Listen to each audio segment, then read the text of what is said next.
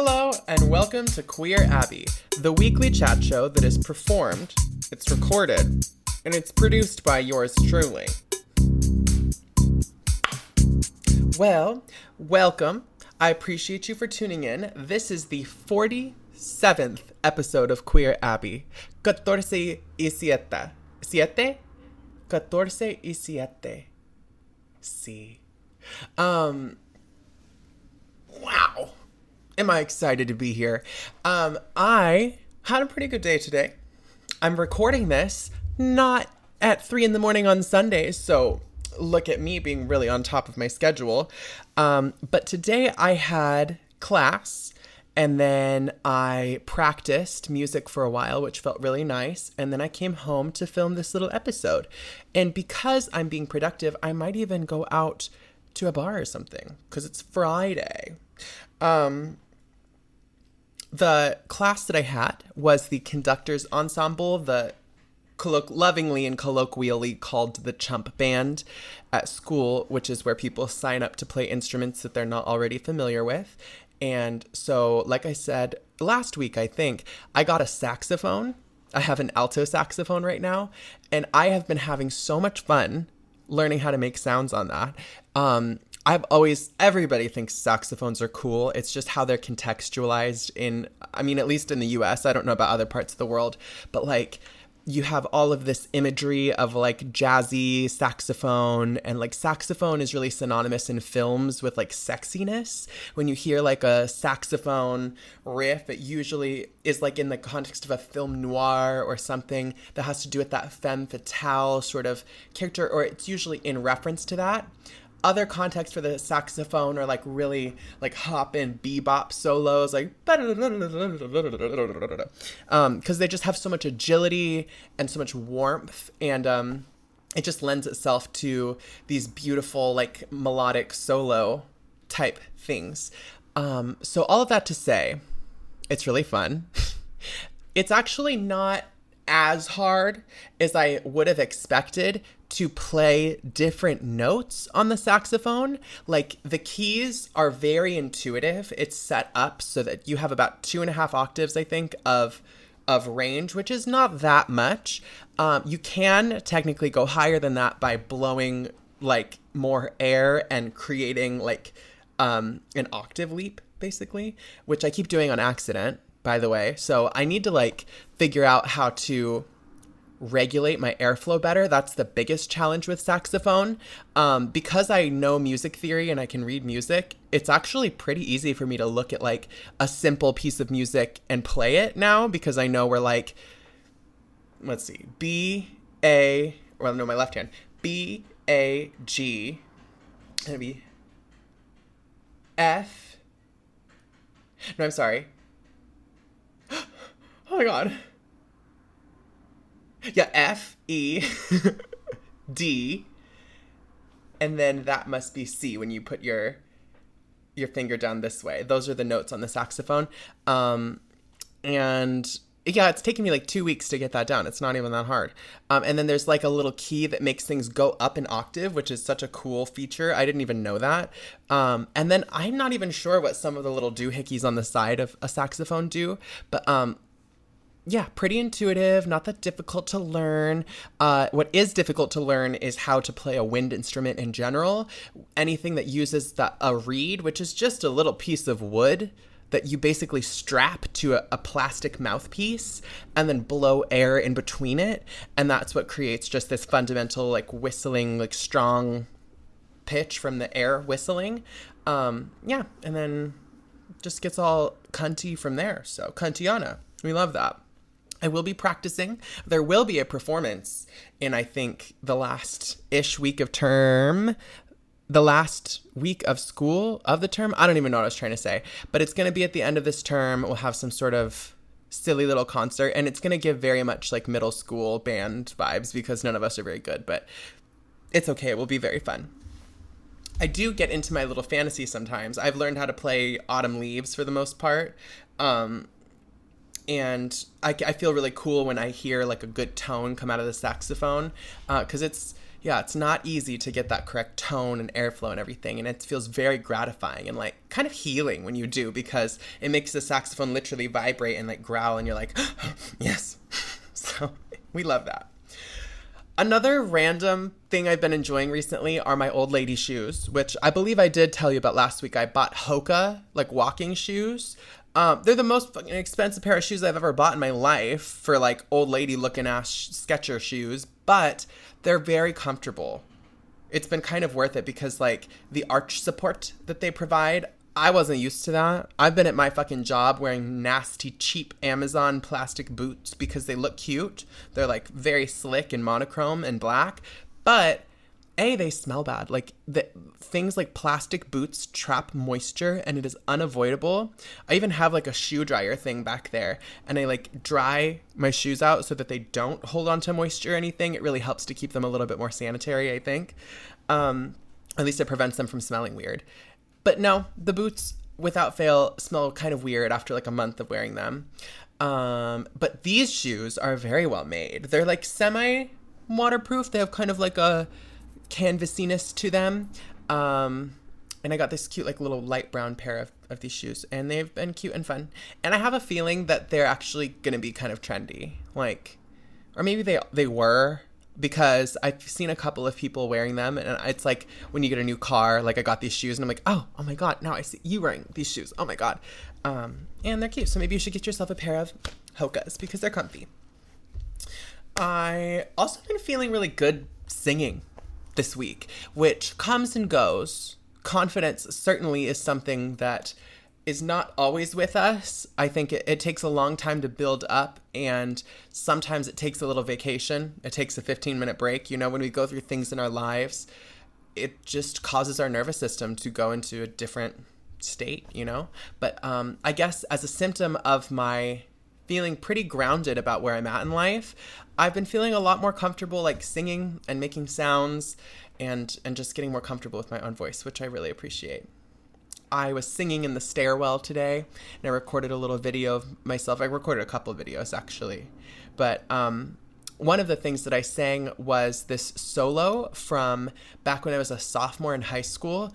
I auditioned for the tenor solo in the song Loch Lomond, which is this, like, Irish folk song, I think. I have no idea, or Scottish. It's really pretty, though.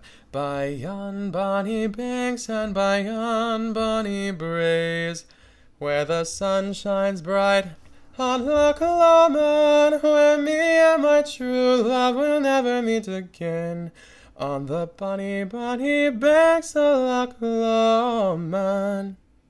Like that, it goes like that. And I was too scared to sing that when I was a sophomore, and I auditioned, and I think I croaked on that high note, and it was very embarrassing, and somebody else got the solo, naturally, who was very talented. It's this lovely tenor voice person that I went to school with, who I was always in awe of, because this person was actually, like, more pubescent than I was, and their voice was more fully developed, and I was like, oh my God, you sound, like, really good. So yeah, I hit puberty, singing got kind of hard. I lost a lot of confidence in myself at that age when I was like, basically when I moved away from my hometown, everything was very unfamiliar, and I was discovering like who I was in the context of another place at a pretty formative age. And yeah, I don't know. I just didn't have the confidence. I certainly did not. I did not know what kind of sounds I wanted to make or the kind of person I was even. And that sounds very philosophical and kind of annoying, but I really do think that music, the sounds that we make, the vibrations that we experience, like on a very physical level, have a lot to do with what's going on in our nervous system and what is going on in our environment. And it's not something that we put that much active attention to, but it's true. Like the reason that your voice sounds the way it does is because you're making a stream of decisions in your nervous system and in your brain about how to coordinate all of these facilities in your body between your lungs, the viscera in your stomach, what's the word I'm looking for? Like resonators in your face. all of these things are working together in a cohesive unit in order to make sound. And at the end of, well, the beginning of the day, really, the purpose of it is communicative. It's to express to others where we're at and how we're feeling and what we're thinking.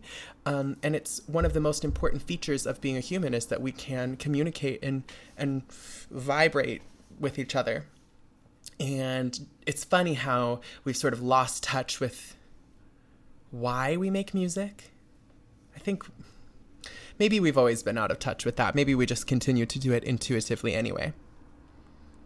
Music is very mystical. Because, like, it doesn't come from us. It's us actively participating in the universe because everything vibrates on some frequency. Did you know that the Earth vibrates at a frequency of about 4 hertz constantly? Hertz being the way that they measure the speed, the wavelength. Or not, what is it? Yeah, the frequency. Fucking dumbass. So not the wavelength, but the frequency, which is how fast those oscillations are happening. They measure that in hertz. And 4 hertz is the frequency at which the Earth is kind of always just going like, brrr. And also that just scared me, whatever that was. I wonder how many hertz that was, this person outside my apartment. They're doing like work on one of the units next door.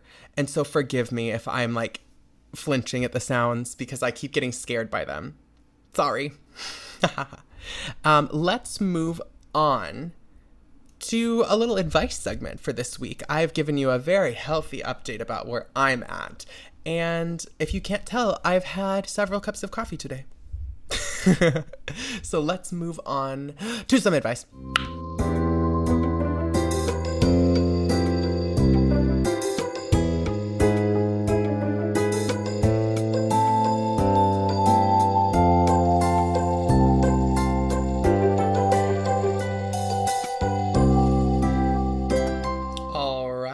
Welcome to the advice portion of Queer Abbey.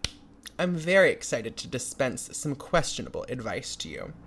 The first thing I'll start off with is not a caller response, but rather, I just love this perfume. I've been wearing it recently. It's called 24/7 by DKNY, and I mean, the bottle's kind of weird, which I like that, but, oh my God, it smells like kind of shampoo-y, and like pears and maybe like a little musky, but mostly very clean. It smells kind of like pears and soap and like all of these just lovely things. Sandalwood, maybe just like a little tiny bit. I love it. It smells so fresh, but it's not like fresh, like weird green herbal, like piney. Because there's some like vetiver kind of like perfumes and stuff that just rub me the wrong way. They smell like shit. And this one smells good. It smells very floral. Maybe kind of like roses a little bit as well. Like pears, roses, musk, soap, shampoo, like a gorgeous, stunning spa. Okay, so 24/7 by DKNY. We love her. Another recommendation that I have for you is JBL speakers. I know this, we've been known this. This is a huge fucking company. If you're a sound person, you know about JBL stuff. If you are not a sound person, then let me put you on. JBL is a company that's just very reliable. There are a couple of other ones like Sennheiser and Yamaha and like some companies that are just huge producers of music equipment. And they all sort of have their niche as well. Like Yamaha makes really good saxophones. Nord makes really good keyboards. Those are like the fancy like synthesizer keyboards. I don't know, like Gibson guitars. And there's these companies that do have these finite specialties. But overall, JBL, good quality of sound. They know what they're doing with speakers specifically. My monitors that I use in my studio, these ones are from JBL. There's some large ones. Okay, and the recommendation I have specifically is that with their like Flip 6 ones, you can customize them. I made this design. Will it focus? Come on, baby. Oh, well, it's trying to focus on my face. But anyway, I made this cute, there we go, like water ripple kind of design. And it didn't cost any more. It was free and it came in like 1 week. So I just think that's kind of cunty and fierce. That it's a really good quality Bluetooth speaker. And being able to customize it, I feel like that's such a good gift that you could get somebody.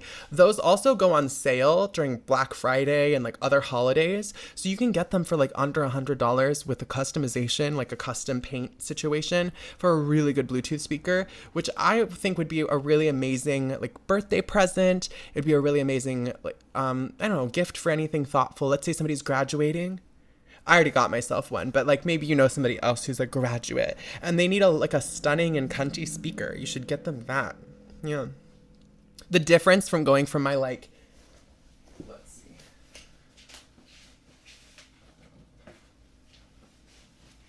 This is my iHome speaker that one time I dropped it in the bath and it stopped working for a while, but then I just like let it dry out and then I charged it and then it worked again, but it sounds permanently kind of weird. And there's some specific frequencies that it like makes it like do this buzzing noise because it's like it's like the resonant frequency of the speaker or something. And so long story short, it was not very good and it has almost no capability to create bass sounds like actually.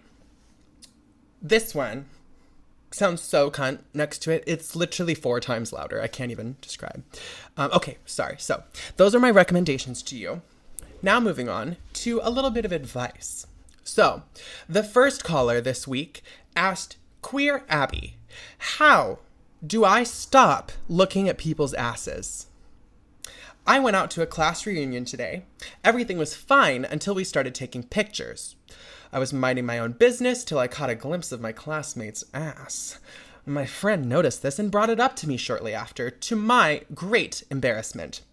It's just so hard not to look. I mean, I feel like there's some magnetic pull to it. How do I stop? Well, my perverted caller, that depends. Do you feel like, I know your friend caught you and maybe that felt embarrassing to you, but like, there's sort of a scale to this. I think it's very normal to look at people's butts. I certainly do it all the time. And it's just, I guess, anatomical.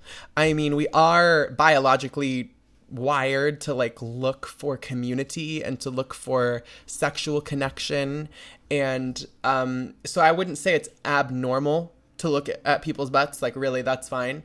It's also just socially, like, we like butts, okay? Like, we live in a society that's like, puts a lot of energy and power into the idea of like having a nice butt and like who gets to see that butt and like what you do with that butt and how that butt moves and all of these things. It's just a part of our psychological framework. So is it causing you an issue?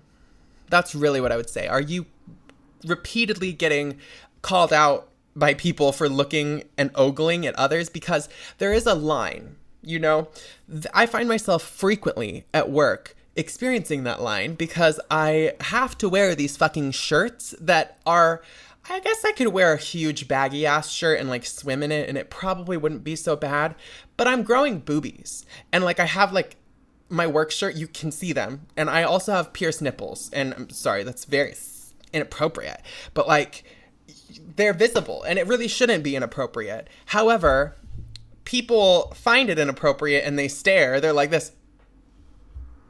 Especially like middle-aged women and men of all ages, basically.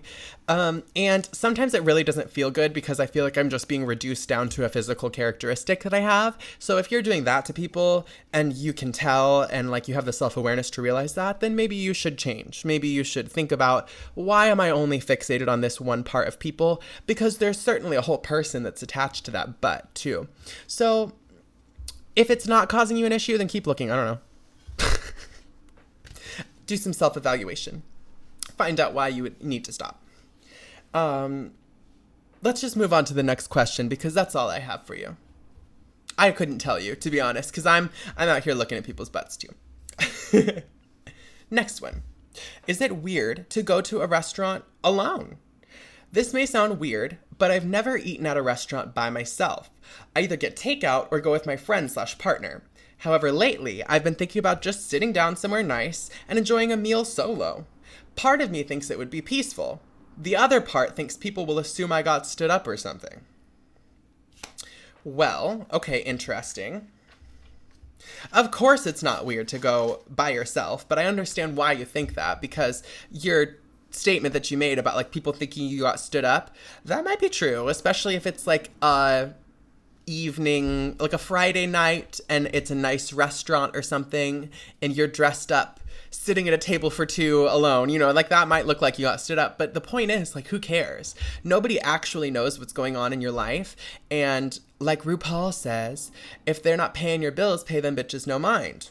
And that really holds true in almost every context. There are some times at which we must choose to consider what other people think of us. That's usually work and school, in our career, in our interpersonal friendships, times that we choose that. But you don't need to do it when it's not helpful.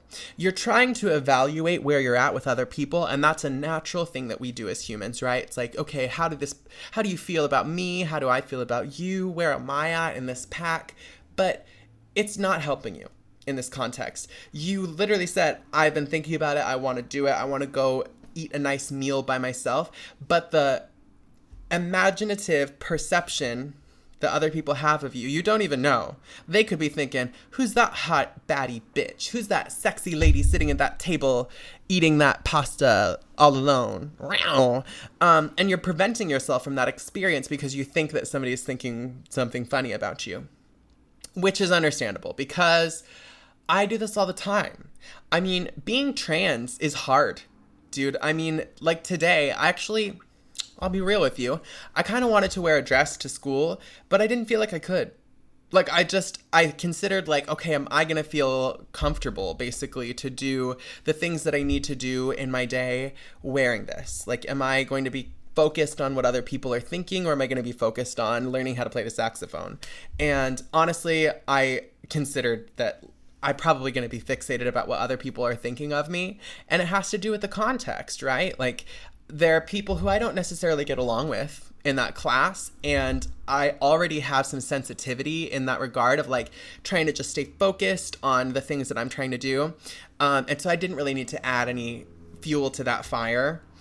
So with you, it's understandable, but this one is really surmountable because it's set up for you to go and have a good time. You know, a restaurant is meant for you to go out and eat. And I've really enjoyed the times that I've gone out to a bar by myself and just like sat down with a drink and people watched. I've done that probably 3 times in my life. And it's been very gratifying every time because it reminds me like, oh my God, I'm a whole person all by myself. I have the power to go out and observe and participate. And that doesn't need to be precluded by going out with somebody. Although that does oftentimes make it feel much easier and sometimes more fun. You can do this, Gail. Think about how you probably really want to have some of that pasta, some of that delicious pasta that they have at the restaurant, and you're preventing yourself from going and getting it. But doesn't it sound so good to go by yourself to the restaurant and to have some delicious pasta? Yeah, I think so. I think it sounds like a good time myself. But we're all different, you know. Moving on.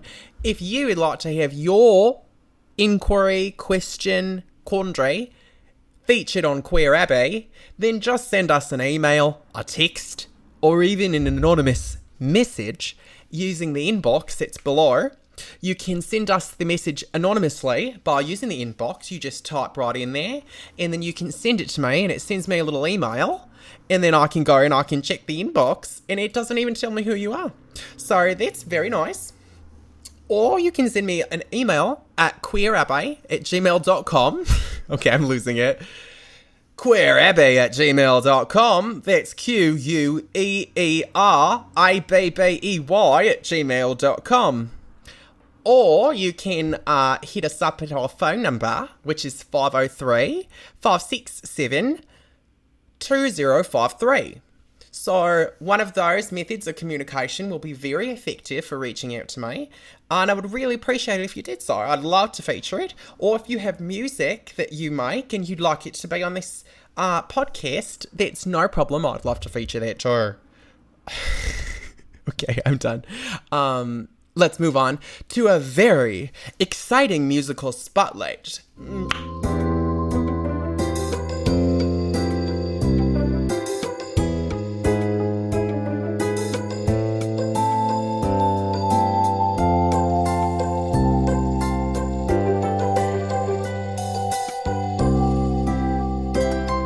right, y'all. Welcome to the final segment of this episode, and arguably the best one. This week, we are going to be featuring the work of an artist called LizzyG, who I met at my job pretty randomly, like a week ago. It's somebody who I've helped, I think, once or twice before, but this is this nice person who I interface with, selling them weed, and they were like, "Oh, you're a producer? I'm a producer. I produce stuff." I think I asked them if they play an instrument, and they told me they're a cellist, and we got into this whole conversation, and it just opened up a can of worms. And then I was so pleased when I followed them on Instagram and looked at their SoundCloud that they're very talented. I'm always amazed, like, when I open the can of worms at, like, how much people have to show and to offer and share.